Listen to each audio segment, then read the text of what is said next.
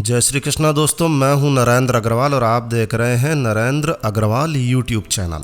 आज इस वीडियो में हम आपको पद्मनी एकादशी, जिसे कमला एकादशी भी कहा जाता है, इसके बारे में पूरी जानकारी शेयर करने जा रहे हैं। साथ ही साथ हम पद्मनी एकादशी की कहानी भी आपको इस वीडियो में सुनाएंगे, तो इस वीडियो को पूरा अंत तक जरूर देखिएगा। कहते हैं कि पद्मनी एकादशी की कहानी सुनने मात्र से भी इसका फल मिलता है। विस्तार से पूरी बात करेंगे आज इस वीडियो में। जो लोग एकादशी, खासकर पद्मनी एकादशी के बारे में नहीं जानते हैं, उन्हें आज पूरी तरह से इसकी जानकारी होने वाली है। तो आइए शुरू करते हैं। देखिए दोस्तों, चाहे अंग्रेजी कैलेंडर हो चाहे हिंदी कैलेंडर हो, हम एक वर्ष में 12 महीने मानते हैं। और एक महीने में जो हिंदू कैलेंडर होता है, उसमें एक महीने में 2 पक्ष होते हैं, एक उजला पक्ष और एक अंधेरा पक्ष, यानी एक शुक्ल पक्ष और एक कृष्ण पक्ष। दोनों ही पक्षों में जो 11 जो आती है, 11वां दिन जो होता है, वो एकादशी कहलाता है।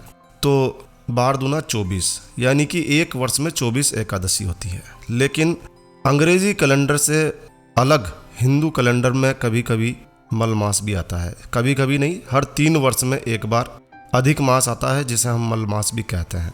तो जब अधिक मास आता है तो फिर अधिक मास की भी 2 एकादशी हो जाती है। तो एक वर्ष में अधिकतम 26 एकादशी हो सकती है। तो अधिक मास में भी जो है 2 एकादशी आएगी। जो शुक्ल पक्ष की एकादशी होती है उसे पद्मनी एकादशी कहा जाता है। कई लोग इसे कमला एकादशी भी कहते हैं। और जो कृष्ण पक्ष की एकादशी होती है उसे परमा एकादशी कहा जाता है। जी हाँ, तो ये एकादशी चूँकि एक अद्भुत संयोग है, 3 वर्षों में एक बार आती है, इसका महत्व तो पद्मनी एकादशी जो कि अधिक मास में आने वाली एकादशी है, इसका महत्व बहुत ज़्यादा होता है। क्योंकि अधिक मास में जब आप एकादशी का व्रत रखते हैं तो इसका फल आपको कई गुना मिलता है। जी हाँ, कहते हैं कि अधिक मास में केवल आप एक एकादशी का व्रत रख लें तो इससे आपको पूरे वर्ष भर की एकादशी का पुण्य मिल जाता है। वर्ष 2023 में ये एकादशी कब आएगी? तो देखिए, पंचांग के अनुसार श्रावण मास के शुक्ल पक्ष की एकादशी 28 जुलाई 2023 के दिन, शुक्रवार के दिन सुबह 2:51 पर शुरू होगी और इसका समापन जो है वो 29 जुलाई शनिवार को दोपहर 1:05 पर होगा। तो जो उदया तिथि जो है वो 29 तारीख है। जब सूर्य उदय होता है जिस तिथि में, उसी को, उस दिन को ही हम मूल दिन मानते हैं और उसको उस दिन का व्रत रखा जाता है। तो वैसे तो एकादशी 28 तारीख को 2:51 पर शुरू हो जाएगी, लेकिन चूँकि इसका समापन 29 जुलाई को 1:05 पर होगा, तो सूर्य उदय जो है वो 29 तारीख में होगा। तो इसीलिए व्रत जो रखा जाएगा वो 29 तारीख को, यानी कि शनिवार के दिन रखा जाएगा। 29 जुलाई को जो पूजा का शुभ मुहूर्त है वो है 7:22 से 9:04 तक। तो आप इस पीरियड में जो है भगवान विष्णु जी का पूजन करके व्रत कर सकते हैं। अब पद्मनी एकादशी की व्रत की विधि क्या है वो भी हम संक्षेप में आपको बता देते हैं। देखिए, पद्मनी एकादशी के दिन आप सुबह जल्दी उठ जाइए, स्नान इत्यादि करके भगवान सूर्य देव को एक कलश से अर्घ्य अवश्य दें, जल अर्पित करें। इसमें थोड़ा सा कुमकुम डाल दें और एक लाल रंग का फूल डाल दें। उसके बाद में आप भगवान सूर्य देव को सूर्य मंत्रों के साथ में जल अर्पित करें, अर्घ्य दें। फिर भगवान विष्णु की पूजा आराधना करें, कुछ देर बैठें आसन लगाकर और भगवान श्री हरि विष्णु जी का पूजन करें। इस दिन आपको चाहिए कि आप ब्राह्मणों को फलाहार का भोजन अवश्य कराएं और उन्हें कुछ दक्षिणा दें। इस दिन एकादशी व्रत की कथा जरूर से सुनें। इस वीडियो में हम कथा भी सुनाएंगे, आप उसे भी सुन सकते हैं। और भगवान के भजन या मंत्रों का पाठ करें। एकादशी व्रत द्वादशी के दिन पारण मुहूर्त में खोला जाता है, यानी कि अगले दिन खोला जाता है, संडे के दिन खुलेगा ये व्रत। इस बात का विशेष रूप से ध्यान रखें। पद्मनी एकादशी जगत के पालनहार भगवान विष्णु जी को बहुत ही प्रिय है। शास्त्रों के अनुसार जो भी व्यक्ति पद्मनी एकादशी का व्रत का सच्चे मन से पालन करता है उसे परम धाम विष्णु लोक की प्राप्ति होती है। इस व्रत को करने से व्यक्ति हर प्रकार की तप, तपस्या, यज्ञ और व्रत आदि से मिलने वाले फल के समान फल को प्राप्त करता है। चलिए अब पद्मनी एकादशी की कहानी संक्षेप में हम सुन लेते हैं।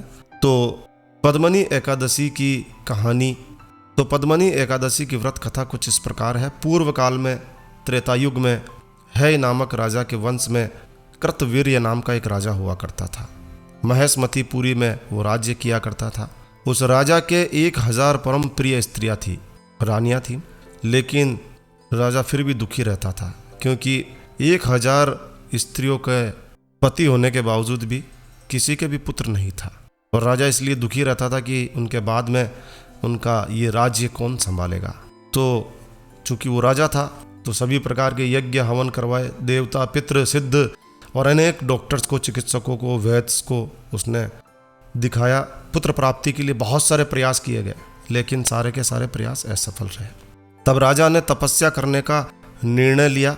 राजा अपनी परम प्रिय रानी, जो कि इक्ष्वाकु वंश से उत्पन्न हुए राजा हरिश्चंद्र की पद्मनी नाम की कन्या थी, उसे बहुत प्रिय थी वो रानी।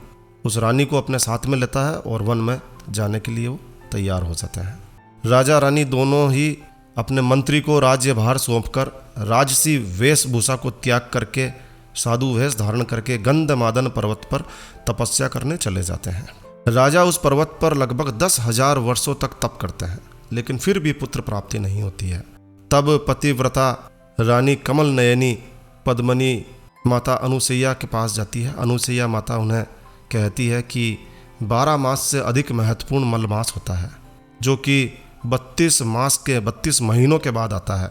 उसमें द्वादशी युक्त पद्मनी शुक्ल पक्ष की एकादशी का जागरण समेत व्रत करने से तुम्हारी समस्त मनोकामनाएं अवश्य पूर्ण होगी, और इस व्रत को करने से भगवान तुम पर प्रसन्न होकर तुम्हें शीघ्र पुत्र देंगे। माता अनुसैया के बताए अनुसार रानी पद्मती ने पुत्र प्राप्ति की इच्छा से अधिक मास की एकादशी का, शुक्ल पक्ष की एकादशी का व्रत किया, और वह एकादशी को निराहार रहकर रात्रि में जागरण करती, और इस व्रत से प्रसन्न होकर भगवान विष्णु उन्हें पुत्र प्राप्ति का वरदान देते हैं। और इसी के प्रभाव से पद्मनी के घर कार्तवीर्य उत्पन्न होते हैं, जो बलवान थे, और उनके समान तीनों लोक में कोई बलवान नहीं था। तीनों लोकों में भगवान के सिवा उन्हें जीतने का सामर्थ्य किसी में नहीं था। चूंकि रानी पद्मनी ने इस दिन पहली बार व्रत किया था, इसलिए इस एकादशी का नाम पद्मनी एकादशी रखा गया। ये शुक्ल पक्ष की एकादशी है, जो कि अधिक मास की एकादशी है। उस दिन जो भी व्यक्ति इस एकादशी का व्रत रखता है, उसे समस्त 24 एकादशी के व्रत के समान तो फल मिलता ही है, लेकिन उससे भी ज़्यादा अधिक मास की एकादशी का व्रत का जो फल होता है वो अद्भुत होता है। आप भी चाहें तो इस व्रत को विधि विधान के साथ में कर सकते हैं। अपनी सामर्थ्य के अनुसार किसी एक ब्राह्मण को, एक गरीब को आप भोजन करवा सकते हैं, और आप स्वयं भी इस व्रत को रख सकते हैं। तो ये थी पद्मनी एकादशी की व्रत की कहानी और जानकारी। आशा है ये जानकारी, यह वीडियो आपको अच्छा लगा होगा। तो बस इस वीडियो को यहीं विराम देते हैं दोस्तों। यह वीडियो, यह जानकारी आपको कैसी लगी कमेंट करके हमें ज़रूर बताएं। यदि आपको यह वीडियो, यह जानकारी अच्छी लगी है, उपयोगी लगी है, तो कृपया लाइक के बटन पर ज़रूर क्लिक कीजिए। और यदि आपने हमारा ये चैनल सब्सक्राइब नहीं किया हुआ है तो कृपया चैनल सब्सक्राइब कर लीजिए। तो सब्सक्राइब क्यों करें? तो देखिए दोस्तों, इस चैनल के माध्यम से हम आपके लिए लेकर आते हैं तरह तरह की धार्मिक जानकारियाँ, होम रेमेडीज, होम टिप्स और टेक्निकल नॉलेज। तो जब आप हमारे इस चैनल को सब्सक्राइब करते हैं तो आपको हमारे जो नए वीडियोस हम अपलोड करते हैं उसकी इन्फॉर्मेशन, उसका नोटिफिकेशन आपको सबसे पहले मिलता है, और आप सबसे पहले उपयोगी वीडियोस को देख सकते हैं। तो अभी सब्सक्राइब के लाल बटन पर, सब्सक्राइब के काले बटन पर क्लिक करके चैनल सब्सक्राइब कर लीजिए। तो एक नया वीडियो, एक नई जानकारी लेकर मैं आपका दोस्त नरेंद्र अग्रवाल फिर मिलूंगा। तब तक के लिए stay healthy, stay happy. Thank you for watching my video. Thanks. जय श्री राम, जय हनुमान।